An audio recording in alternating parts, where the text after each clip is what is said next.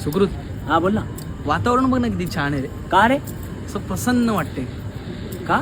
आंबेडकरांची जयंती जवळ येते ना, बॅनर्स झेंडे भारी वाटतं ना. आणि आपण थोडी त्या कास्टचे आहेत, आपण का त्यांची जयंती साजरी करायची? आपण का? तर ऐक, डॉक्टर बाबासाहेब आंबेडकरांनी 3 मे 1927 साली ठाणे जिल्ह्यातील बदलापूर या ठिकाणी शिवजयंती साजरी केली होती. आणि त्यांनी नुसती साजरीच नव्हती केली, तर त्या जयंतीचे डॉक्टर बाबासाहेब आंबेडकर हे अध्यक्ष होते.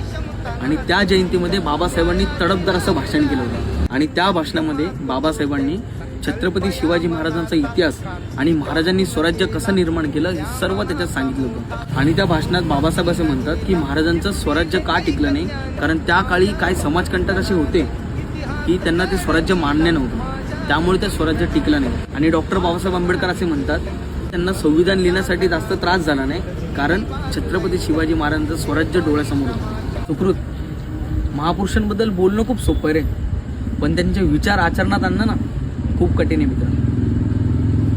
बरोबर बोलतोयस. एक त्या रायगडावर एक चवदार तळ्यावर, एक त्या रायगडावर एक चवदार तळ्यावर, एक त्या रायगडावर एक